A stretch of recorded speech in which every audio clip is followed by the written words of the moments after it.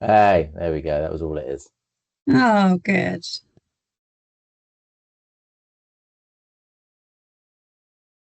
Amazing. Look, Hello.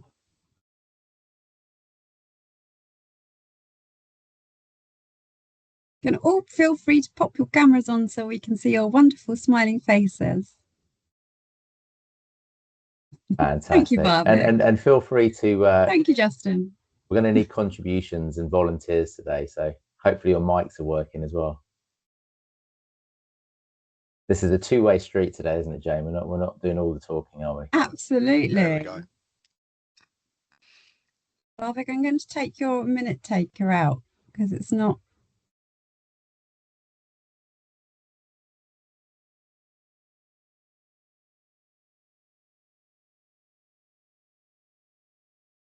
that kind of meeting.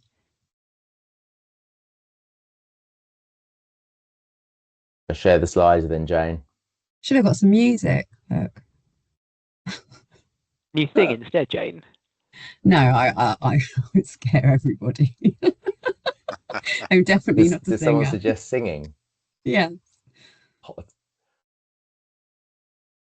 Be a revolt. It would be.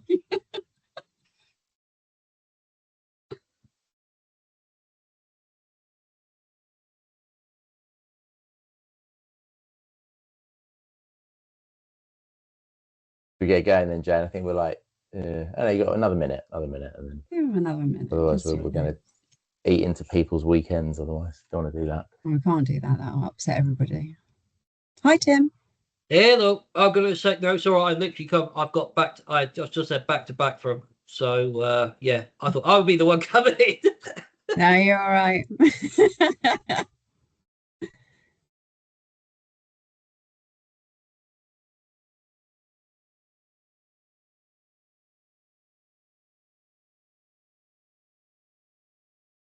These are like elevator music.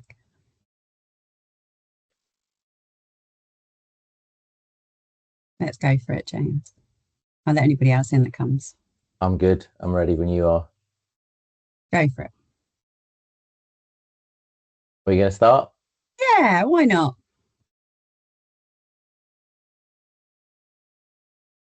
Are you starting then? Why start? You can tell we've done this before, everyone, can't you? It's like seamless. it's like BBC, television quality. Thank you everyone for joining us for this with the wonderful James Carson. He's an EOS implementer.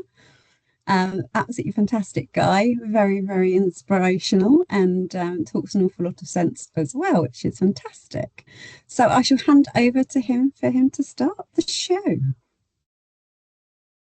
Jane, we've got some of your slide. Do you want to share your bit first? Oh, are you going to put my face up? Or? Yeah. As you can tell, we have not done this before. So apologies. The next one will be better. Okay. It'll be more professional. So we're like thanks everyone. We're like the word at the moment, aren't we? We are. Yeah, we are.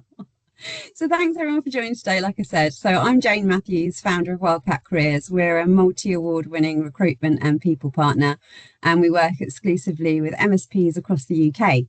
And I've helped MSP leaders hire better, build stronger teams, create cultures where great technical people actually want to stay.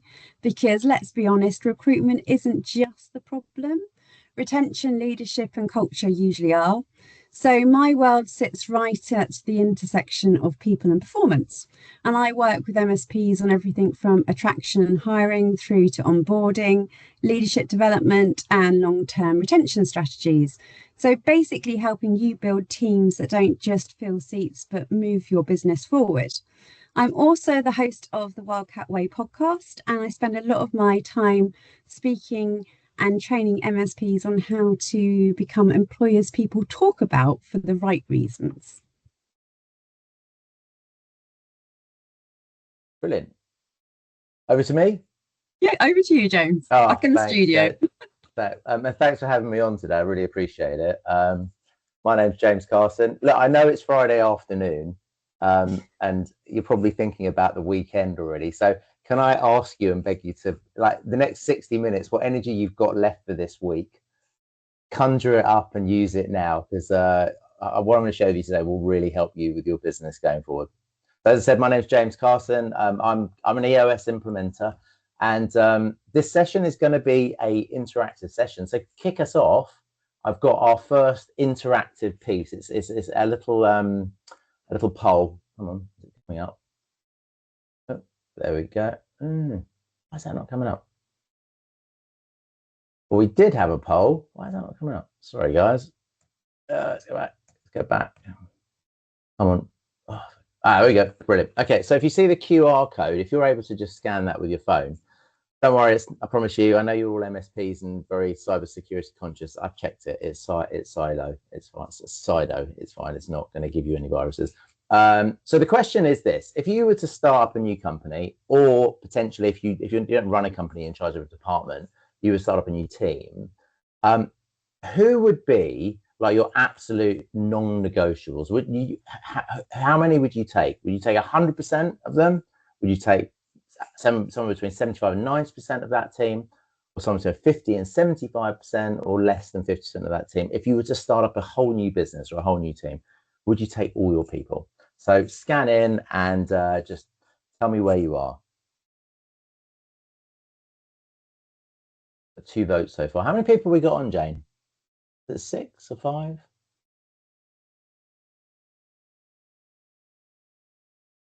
I can't hear you, Jane. So you're on mute.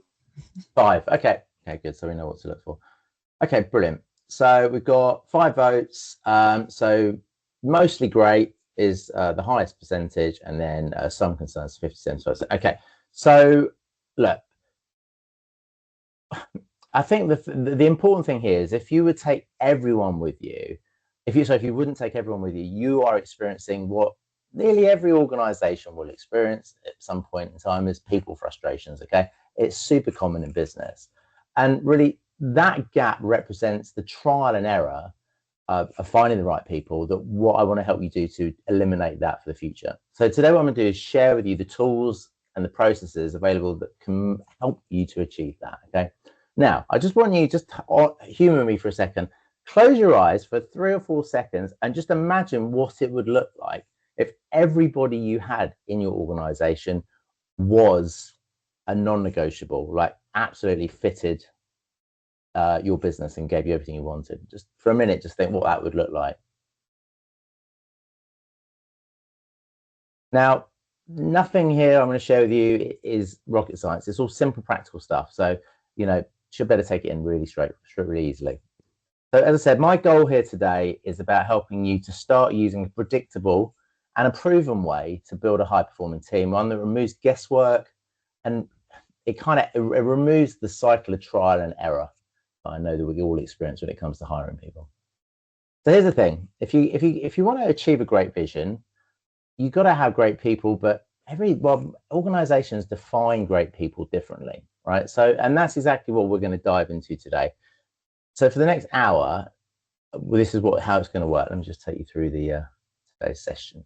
So what I want to do to start with is provide you some context and talk you through the background and the foundation, the other tools within EOS, and how it works with getting the right people in the right seats. And then in the second section, I'm actually going to go into the tools, the right people in the right seats tools. And then the last bit is a Q&A, open up some questions. And as I said, if you have any questions along the way, please put them in the chat. And Jane, if they come up, just try and feed them to me at the right time, if there is. So a little bit of housekeeping. So can you, we do want you to volunteer and contribute. So if you do, please take the mute off. But if you're not, just leave mute on. Don't want to hear any dogs barking in the background. Hopefully you've downloaded and printed off a copy of the People Analyzer. If you haven't, it's not the end of the world, but you will need to make sure that you've got a blank piece of paper and a pen. A couple of blank pieces of paper would be helpful.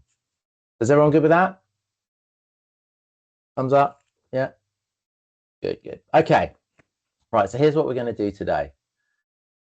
We're going to go through like the people tools. So the disciplines are to help you get the right people in the right seats. We've got about 50 minutes, so hopefully enough time. So I'm going to just cover the bare essentials, and we're moving quite quickly. Don't expect to get everything done today. The idea here is just to get you moving in the right direction. So let me just quickly share a little bit about EOS and a little bit about me. So really just so you know, I'm not practicing here on you. So I help people get everything they want from their business by providing them with a complete system, and it's simple, proven tools. And it helps organizations to get three things that we call vision, traction, and healthy. Vision is about getting the leadership team 100% on the same page, the way you're trying to get to and the plan to get there. Traction is from the standpoint of getting the leadership team more disciplined and accountable on achieving your vision. And healthy, well, that means helping the leadership team to become a more cohesive, functional, and open and honest, fun-loving team. And I mean this in the nicest way, they're not always that way.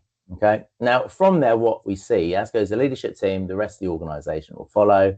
And ultimately, you get to a point where everybody in the organization, well, they're crystal clear on that vision, and they're executing on that vision with discipline and real accountability. And they're gaining traction, working together in a healthy, cohesive way. And a bunch of people that actually enjoy spending time with one another. Now, the kinds of organizations that I work with and EOS works with are entrepreneurial.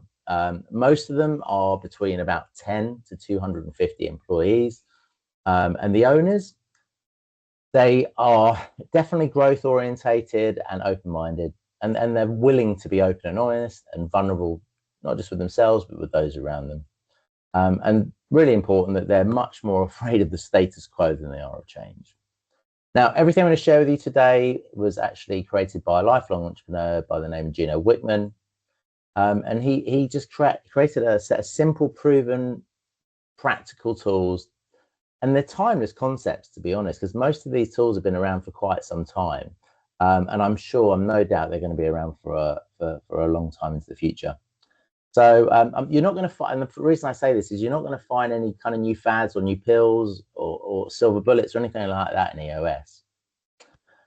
So since Gino created EOS and all the stuff that goes around it, so myself, Gino, there's about another 850 other implementers around the world. And we've conducted more than 250,000 full-day sessions to the leadership teams of more than about 28,000 organizations. Now, it's important to know that EOS is about getting what you want from your business, which isn't always growth, but it is worth noting when you measure the growth of companies that run on EOS, they grew last year an average rate of about 34% year-on-year revenue. Okay, so we're all MSPs here. So be really clear, EOS is the entrepreneur operating system. It's not a software. Okay, just so we're really clear, because I sometimes have these conversations and it takes a while before people figure it out. It's just a way of a management operating system to help organize and deliver the best energy from all the human energy in the business. Okay, and it really results in you being able to run a better business. I'll give you a really short bit about me. I'm going to keep it really brief. So I myself came from an MSP. I ran one for 20 years. I had probably 12 years of being, really, it was tricky. It was hard. And I couldn't, the people thing was probably the bit that I found the hardest. Particularly, I came from a techie background, so I wasn't the most people orientated person. And it took EOS to systemize it and to create systemizing the way I could handle people, a bit like maybe you do with a computer or with a computer system, to understand a way to make sure that the people in the business were the right people. And that's why it's really resonated. And it tends to resonate very well with MSPs because often the founders come from that background. So you should find it very easy to entertain and bring into the organization. Now, I was fortunate that I went from barely making a profit, working harder and harder and harder, and really not being very happy about walking through the doors that I created, to within 18 months, it was just a complete transformation.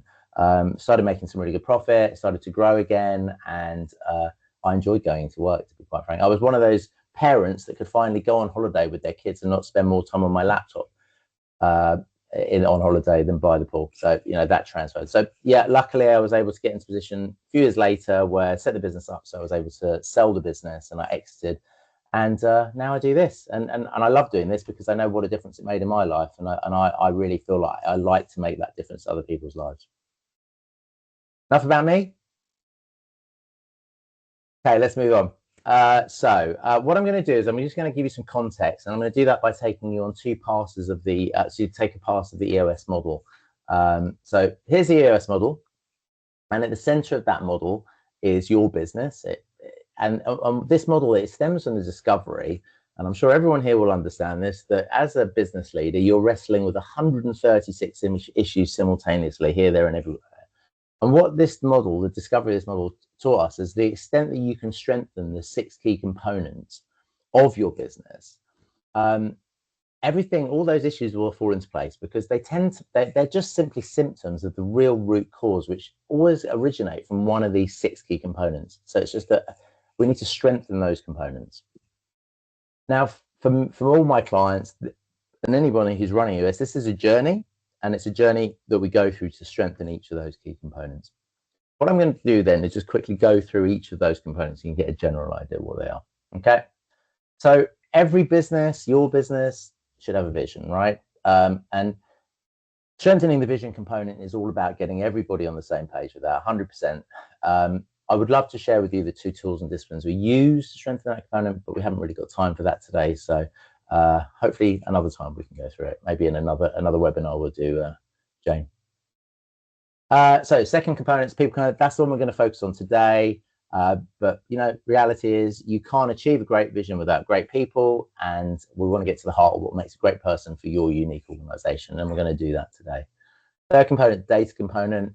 This is strengthening this. This is running your business on facts and figures and objective data, rather than, you know, feelings, ego, subjective emotions that quite often drive decision making in an entrepreneurial business. You know, I've got a gut feeling. We want to remove that.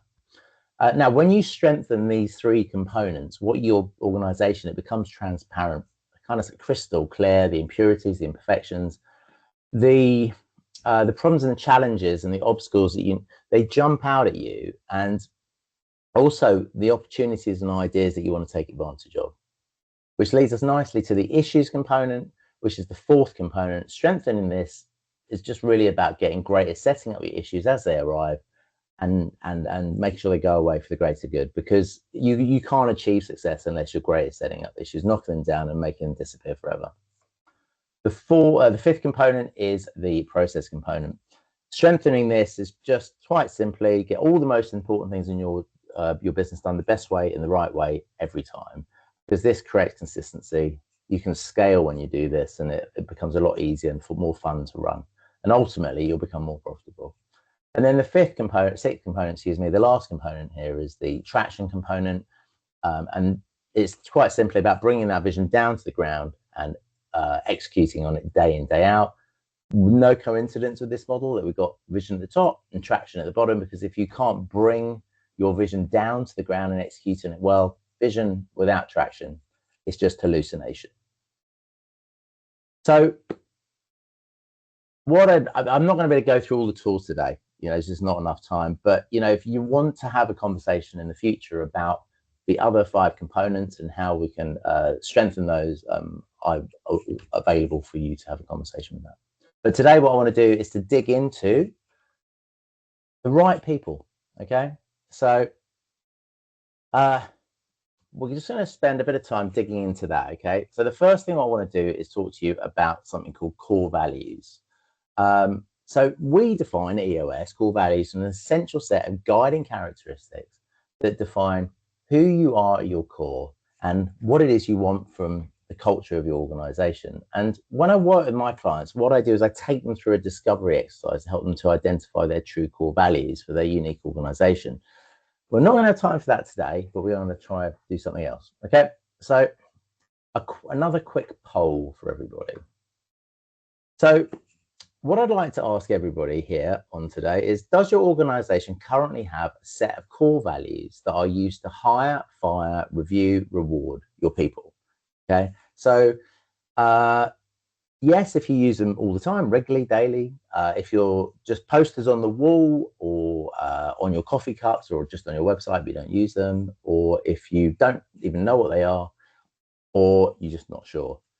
Now, while you're doing that, Jane, what's your take on using core values? Have you used them in your organization or in any business that you work with to kind of help filter? Yeah, absolutely. I mean, we obviously use them for lots of reasons. I'm not going to do hire because, well, that's what we do. That'd be too obvious. But what I'm going to talk about is recognition, because I think that's really important.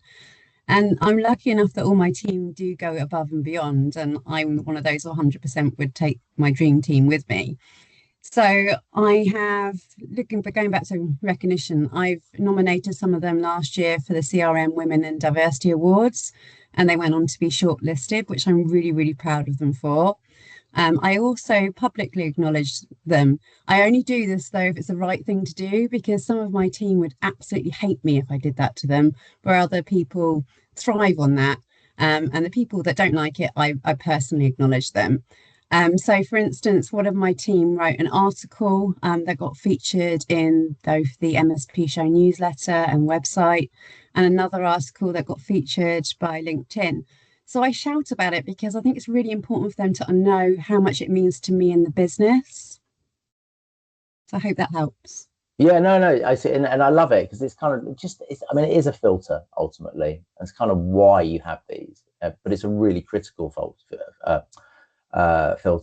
So just looking at the results, so 75% online say haven't defined them yet. So I think today's really going to help you. Okay. I've absolutely been in that boat, and I've seen the light. So hopefully today is going to enable you to see the light and why they're important. So if you already know what your core values are, can I ask you now just to write on a piece of paper what they are? And if you don't know what your core values are, let's spend 30 seconds talking to you specifically. Again, it's kind of the same I've already said, but it's like, I would love you to commit to something today, like really bring this idea to life. Because the core values, at the end of the day, you're going to define who you are as an organization and as a team, and they will that's what enables you to shape your culture. If I had, let's say, I don't know, there's 6 or 7 organizations on this call today, but if there was 50, they'd all have different core values, and every one of my clients has a different set of core values, and that's why it's so important, because if you aren't sure about yours, you have to commit to something. But even if you're not sure about it yet, then it's important that you commit to something. And even if you're not 100% sure, I want you to start help bringing this idea to life. So there we go. So if you can, have a look at this list next minute or so, and if you haven't got any core values, and just pick 3 that jump out at you, that resonate with you, that you feel that is what you value. If there's not something's missing on there, just write another one. Just try and get 3 down for now. What is it that you value? James, did you want me to share my core values as well while people are working? Yeah, go ahead. That's an idea. Okay, so my core values for the business and myself are inclusivity, integrity, and results driven. So I'll just break down why they are those. So inclusivity, it means an awful lot to me because I have ADHD, and I believe my ADHD is a superpower. And as a team, we all have different superpowers. So, for instance, ADHD, there's autism, and also visually impaired. And none of this, you see, stops any of us being amazing at the roles that we do. In fact, I actually believe that it makes us better, and we all bring different strengths and we all complement each other because of that.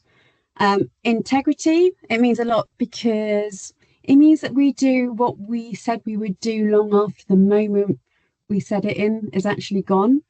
And I trust my team to carry out their work to a high standard, and they do. And the results driven, the last one, it means a lot to me because it's all about positive outcomes. So I have a remote workforce who all work flexible hours. And I drive the business based on the fact that each person has a specific area of expertise and individual goals and tasks. So for me, I don't mind how they choose to work. It's the results that I'm actually interested in. And well, because of this, they don't just hit their goals, but they do go above and beyond and do so much more for me and the business, which is really special.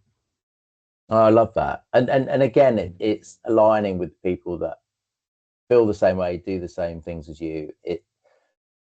One way of looking at this is if you have a look at a list and ask yourself, so let's say you've got your 3 values written down, then you look at that list and you say to yourself, okay, so if I had 30 people in my organization and they all demonstrated consistently those core values, they exhibited them consistently, then what could you achieve? Literally, could you take over the world? And that's kind of the point here. So if you haven't already done so, pick 3 that resonate. And we do need to have something written down because you're going to see how we're going to bring them to life in the next section.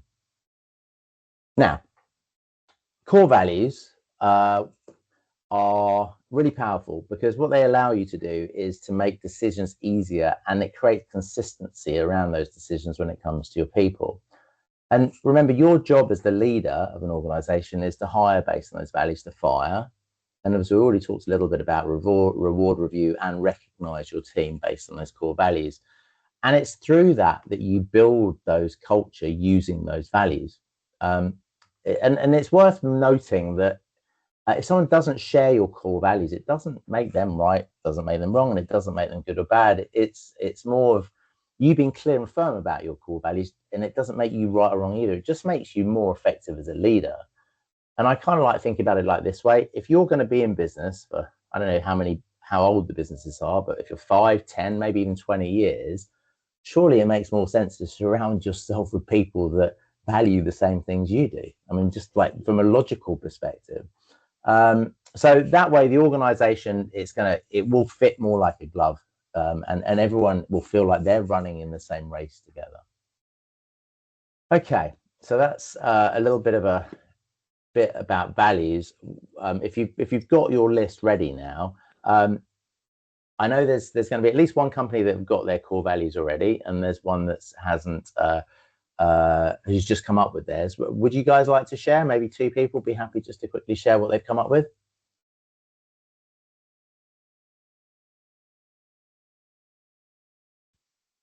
Sure.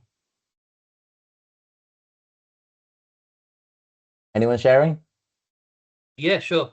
Oh, Sorry, brilliant. I was sorry. I'm used to using Zoom, so I was looking for the the polite the virtual hand up thing. But yeah, but for me it's pretty simple. The key one for me is trust, because obviously I'm dealing with other people's stuff, not just my trust, but other people, the external, everyone involved. Integrity, what they is a big one for me, and short and sweet adaptability. People change deadlines last minute. I won't go into back into last week as an example, but they've got to be adaptable to what they're facing, because you're never going to get the same thing twice. Yeah, it's short and sweet. I haven't got a long essay, as it were. I agree. I think it needs to be as well. So have you had those alive and well in your organization for a while? Yeah, it's something I've always had, because it's what I believe in. As my background comes from the corporate world, that's way I found I had to be anyway, just to get on with people around me. It's not about making friends and being the best person that everyone wants to go out and drink after. Sometimes you've got to put your foot down. That's where the integrity comes into it, going, that's what we've got to do. And I don't care if it's gonna, it's and again, the adaptability is, that's where that comes into it, because there isn't a one fits all solution in anything. Anyone, I'm sure, I'm thinking that most of us will agree. No one's got the same exact thing the exact same way as someone else, unless they're copycats. So, well, Tim, thanks for that. Was there anybody that had come up with something today that'd like to share? Barvik, did you want to share earlier? No. Oh, you're on mute. Sorry, if only I worked in tech. Thank you, Jane. Okay. Simon, thank you for sharing the values examples. We've talked about this a lot as a team. We haven't actually committed them to anything other than a desktop wallpaper. But I really like to do the right thing is obviously key. Do what you say, because there's so much over-promising and under-delivering, I think, in our industry, and then customers first, because ultimately that's what drives us. That's what gives us the energy. That's what pays the bills. But we're very fortunate to have a fun and interesting and occasionally grateful client list. But putting our customers first generally works well for us. Thank you for the inspiration to actually go out and do something useful with this stuff. Well, we've just started, so we're going to show you how you're going to bring it really to life now. So brilliant. Thanks for sharing, guys. Really appreciate that. So it's interesting, isn't it? Because some of you might have heard some of those core values and actually not really align with them. They might have even thought some of them were a bit stupid. Hopefully not. But that, the reality, that's fine. That's kind of what the point is here, is that if someone else's core values don't feel right for you, then, well, you shouldn't be working at that business. And really, that's the point of this exercise. Is so what we're trying to do is figure out who belongs in your business and really who doesn't. So you begin to realize that only a very small percentage of people actually will share your core values. But if you don't know what they are, well, you'll never be able to find those people. You won't match with them because you don't know what to look for. So taking that first step today, writing down your core values, making them real, putting that into the universe, and then hiring against those core values, that's the first step to building a really, truly aligned organization. And really, again, not leaving it to chance.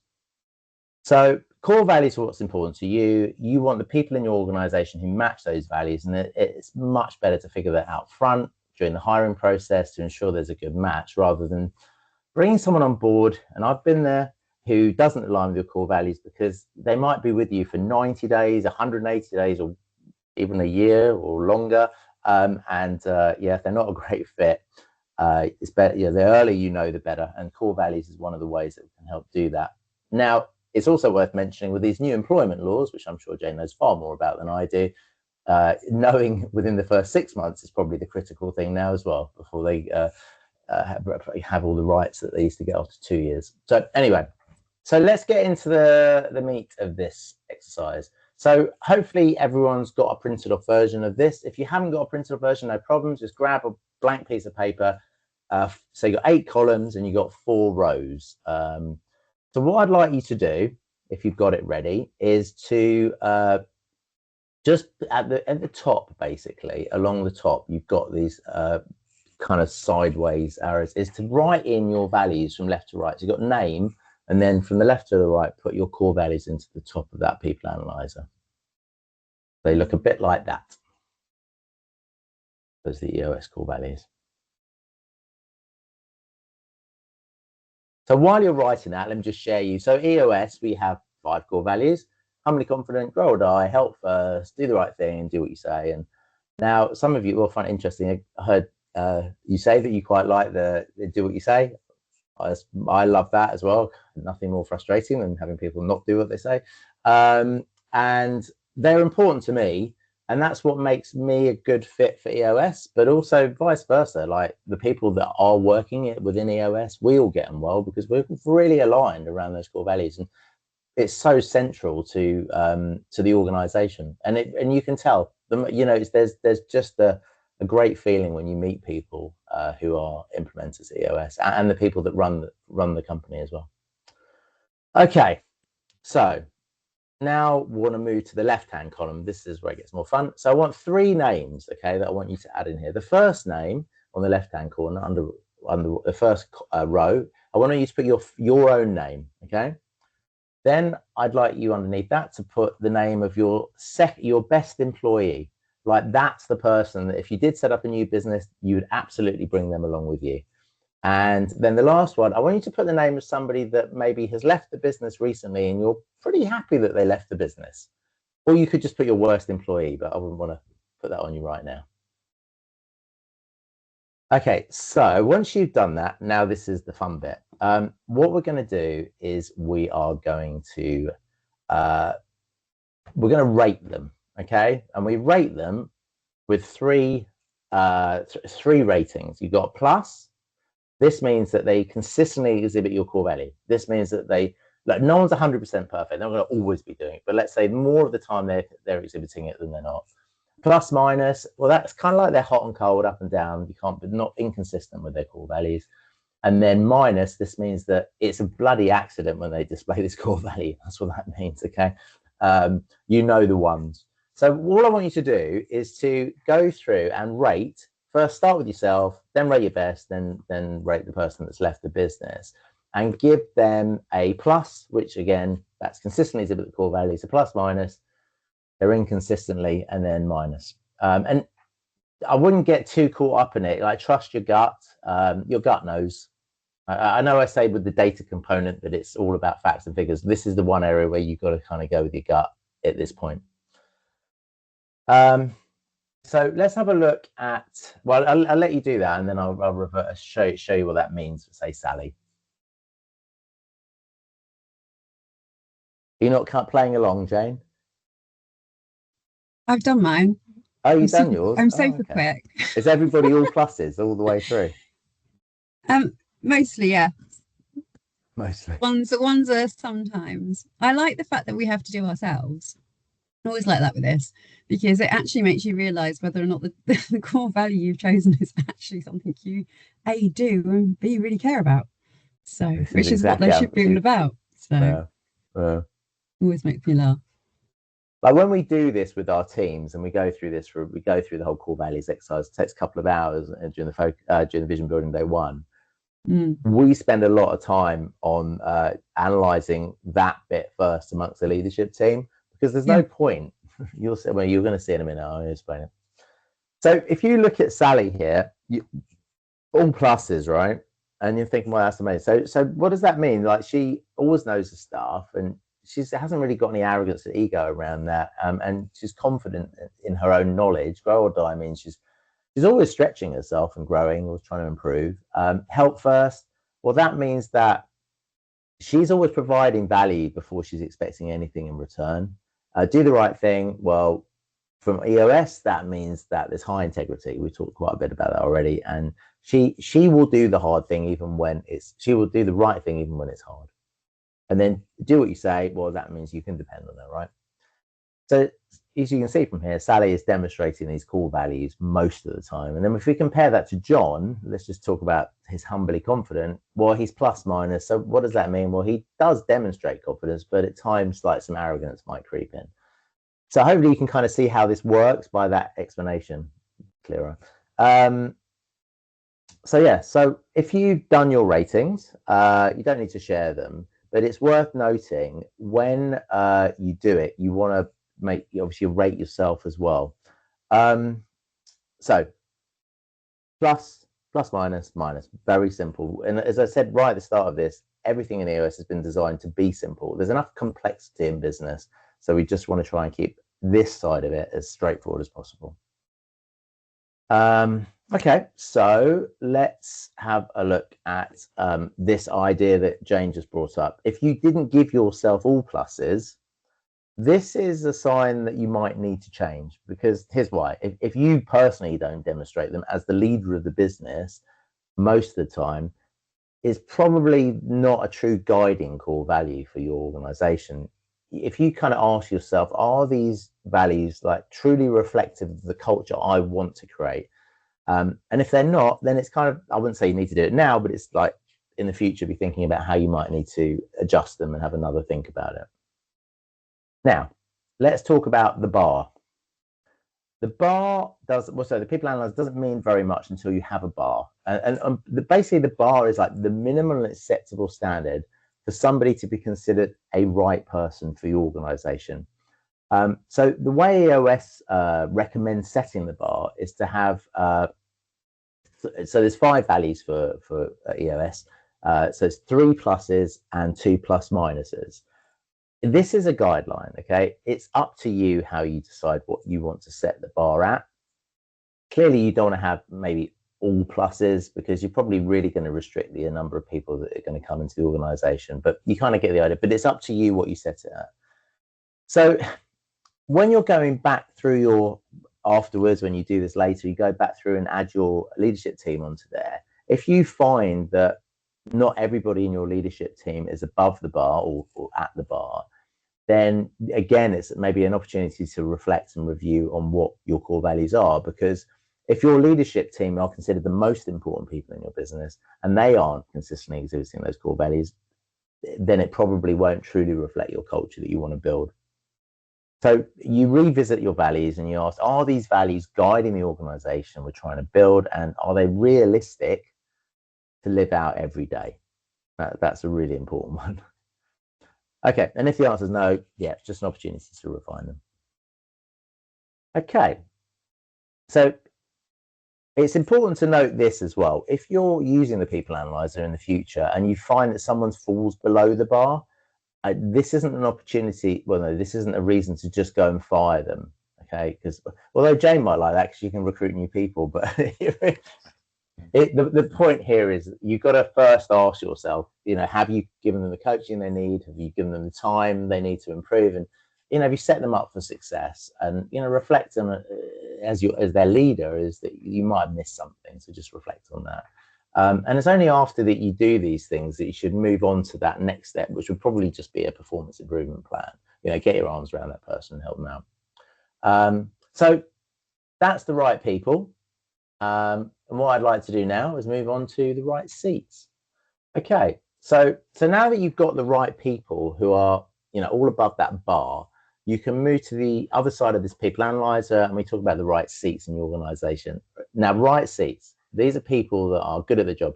So they're the people with the genetic encoding, the skills, the experience, the ability, the desire to be great at their job. And the tool that we use to help find the right seats is something called the accountability chart, as you can see on the slide. And here's how it works.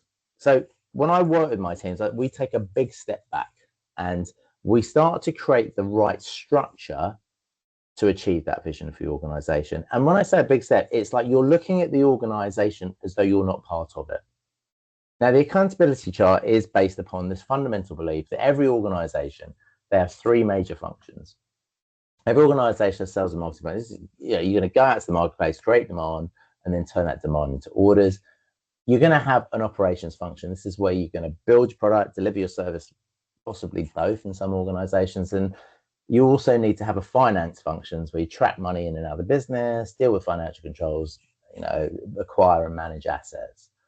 So if you put it very simply, every organization needs to get work, do work, get paid. Okay, so what we do is we tailor these functions to your unique organization.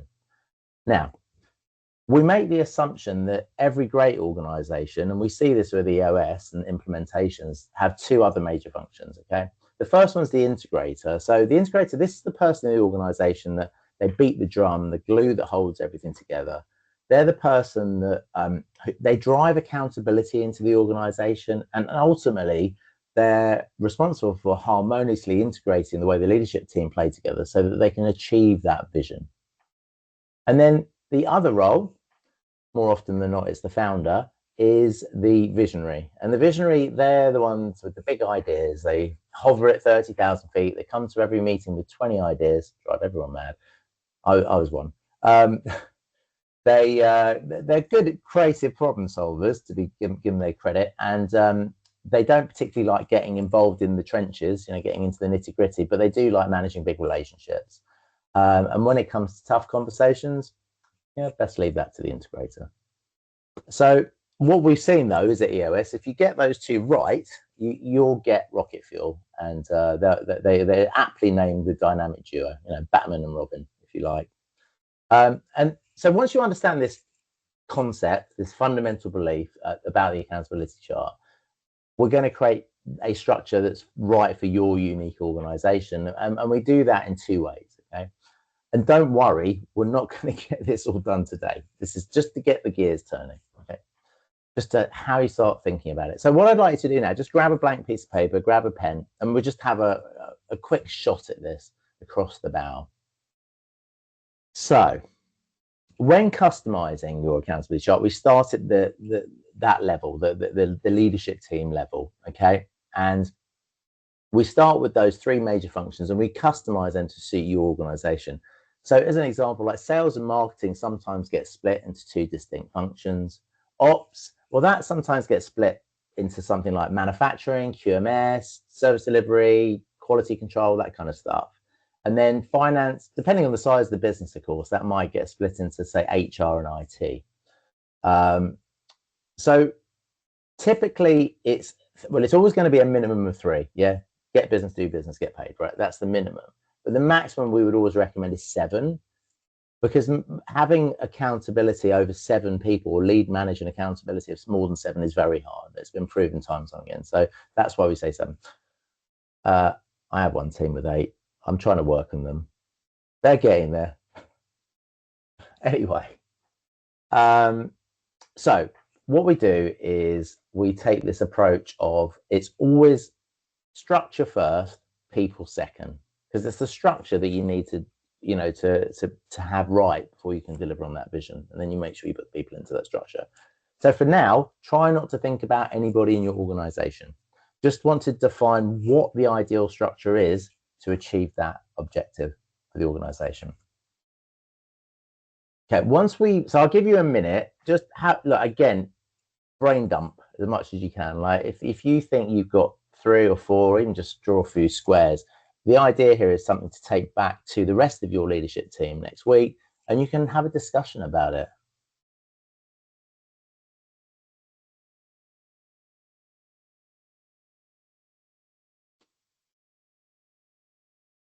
If you've got any questions, you can ask.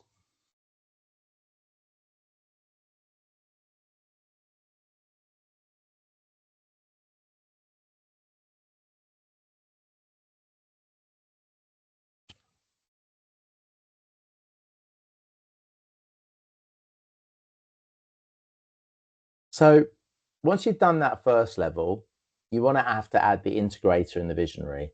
Don't worry if you haven't got that many people in your organization. Again, this is just structure first, okay? Now, once you defined like that unique structure, the next part is that you have the template, so to speak, and the next part is to get the right functions reporting. Well, you're going to have the right reporting functions and the right reporting structure for that for your organization. So that's going to kind of look like that.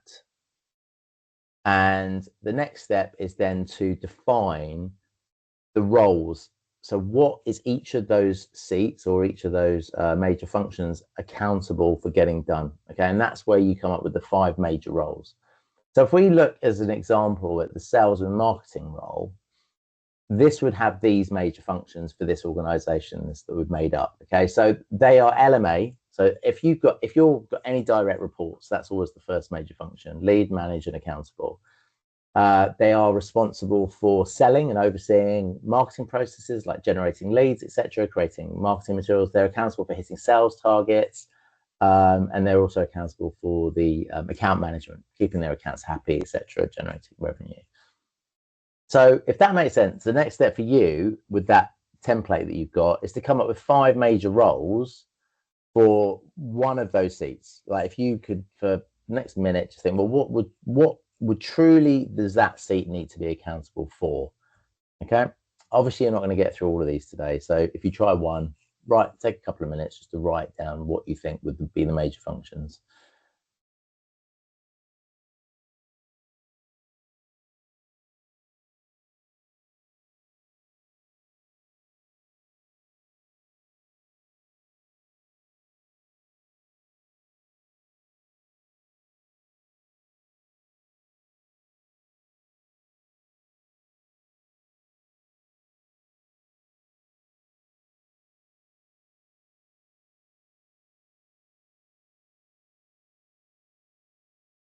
We might go over a little bit, Jane, if that's all right. Yeah, it's absolutely fine with me, as long as it isn't everybody else.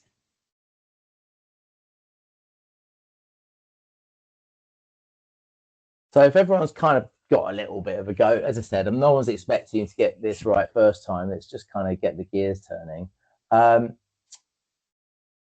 You know, once you define that structure and the roles, it's now that we're going to put those right people that we've identified, the consistently with your core values, into those seats. And actually, that's what I promised at the beginning of this workshop. That's what I want you to achieve. So we're going to use this tool to put people in seats that they're great at, that they love to do, that they consistently execute on, match those 5 roles in the seat. So the goal here is to match the 5 roles for each seat with the right people. But before we can do that, we need to confirm something important: GWC. So GWC is must be true for someone to fit a seat. It's a rating system. So GWC stands for get it, want it, capacity. I'm going to quickly go through them. So capacity, this is like, have they got the intellect, the training, the skills, the emotional capacity, maybe the physical capacity to be able to consistently deliver results. If you don't have capacity, it doesn't matter how much you want or get it, you're just going to perform ineffectively. Want it means that they genuinely spring out of bed every morning to excited to actually do the job. So you don't have to pay them more to want to do it, and you're not begging them. And then lastly, you've got get it, and get it is like an intuitive understanding of the job. You kind of just naturally understand it. I was kind of liking it a little bit to maybe trying to put an architect in the role of and that's a bad example. It's just like understanding the role. Like some people just naturally get the role, and you want to be able to make sure that that's the case with the person in that seat. You can't teach somebody to get it. They kind of either have it or they don't. So now that you've defined the accountability chart, you're going to know the structure of the organization and the 5 major roles for each seat. And so now it's time to build out the accountability chart using that GWC, so you can rate your people. And this step ensures that you're getting the right people in the right seats. Okay, so we go back to the people analyzer, and you can now see on the top that we've got 3 extra columns that say get it, want it, capacity. And all that we need to do now is to go through your people and start to rate them GWC. And the rating's really easy. It's just yes or no. Do they get it? Do they want it? Do they have capacity? So quickly put it on there. Now, while you're doing that, quickly revisit our Sally, and you can see Sally, yep, she gets it. So she naturally understands sales and marketing. She wants it. She's excited about connecting to customers and growing the business. And capacity, well, she's got the skills and the training and the resilience to succeed at the seat. Hopefully you can see how this all fits in. And it's a really simple but powerful exercise, just gives you real clarity. Now, Jane, I know we talked a bit about this before, but how this might help you with what you do within recruiting if they have that accountability chart? Yeah, well, first of all, you know who you need in your organization to make your business tick, which is always a great big help. Some people come to me and they're not quite sure who they need. And the other one is once we have those 5 roles, if you like, we then can create a job description around those roles, because that helps us understand their core responsibilities. And that's huge because, like I say, once we have that, we can build out and craft a job description, which is very different than a job advert. I won't go into that now. But without them, it's very much like shooting in the dark. And it's really important as well when you look at building out a job description, you look at finding people, is that you're using your values to create what I call a behavior stack. So I think of it like your tech stack, but for soft skills, because behaviors that you're looking for in your people come from your values, and then your behaviors go on to create your culture. So everything stems from your core values. So it's really, really important. Actually, no, I love that behavior stack. Got a tech stack and a behavior stack. I would have used that if I still had an MSP. Brilliant. Okay, so has everyone done that? Rated their people on there? Remember, it's important to realize if you have even a single no, because the bar is set all 3 yeses with GWC. So if you even have a single no, it's kind of one of those times where you might have to have a proper conversation with that person. A capacity is the only one where there's a little bit of give. Capacity that you can help them to get the skills they might potentially need to raise themselves. Okay. When it comes to get it and want it, that's kind of inbuilt into people, I'd say. And often you find with the want it, that's more to do with the values. They don't want it because they don't align with the values in the business. So that's it. That's the people analyzer completed. Told you it was simple. So a quick recap. So what have we done in the last 55 minutes? We have identified your core values, or at least you've got some down on a piece of paper now. We've analyzed your people using those core values and GWC with the people analyzer. We've built out the start of your accountability chart, and that's defining the structure and then getting those 5 roles for each seat. And you're using that people analyzer to match the right people and the right seat. Now, when you're 100%, what 100% strong looks like in this component is where everybody in your organization is consistently exhibiting those core values, and every person in the organization, they're in the right seat for their own passions, abilities, and skills. And really, that's what it takes to build a high-performing team in a thriving organization. With, removing the, it's just about removing all the guesswork out of it. Now, what came out of this for me was very interesting, and something we always share with people is when you use the process and the tools, you are confronted with something you probably never noticed before, but you'll be confronted with two issues, and they're worth noting. So you're right people, wrong seat. So right people, wrong seat. These are people that you love having around. They fit your culture. Everyone loves them, but they're just not performing, right? They're in the wrong seat. Now, the good news here is that if you've got a big organization, you can probably find the right seat for them where they're going to excel and they're going to thrive. But if you can't, as tough as it might be, you probably have to make a change. And then the wrong person in the right seat, these are people that are good at their job. They're hitting the numbers, they're delivering results, they don't fit your culture. And what they're doing in the background is they're damaging relationships, hurting morale, and they're chipping away your culture. And I would always urge any of my teams that have this, that they have to make that tough call, because if people are the most important thing in your organization, you're just never going to succeed with these people in it. And it's always very hard. And yeah, I've got great stories about this. I have not enough time. So quick last poll for everybody. For you guys who are watching this, who are on the attendees today, have a think about, what is your bigger frustration in your business now? Is it that you've got the right people in the wrong seats, or have you got the wrong people in the right seats? Remember, right people are people that just consistently exhibit your core values, and the right seats, people that, they GWC the seat, okay? Or have you got both? And then you're really lucky. And you'll fly. So yeah, if you just quickly do your... I always love this poll. It's really interesting. I've already got 1, 2, 3, 4. Okay. Sorry. Okay, so more of the right people in the wrong seats. Okay, so in a kind of way, it's probably a better, I'd say it's a better place, because the people are going to help your culture to thrive, and then it hopefully is just a question of moving people around, really. But you've got to know what your structure is first to be able to do that, and that's why you need to almost take a step back before you take a step forward. Okay, thank you for that. Thank you for participating in that. So today's goal really was to help you think of new ways to build the best teams for your business, and hopefully spark some ideas for you, got something down on a piece of paper, something you can work with the rest of your team. Now, while getting the right people in your right seats is critical to every business, of course it is. It's like it's only one piece of the whole puzzle. The real transformation happens when you strengthen all 6 components of the ES model, because it's a whole system. It's not like it's like its strength comes from the integrity of keeping it together.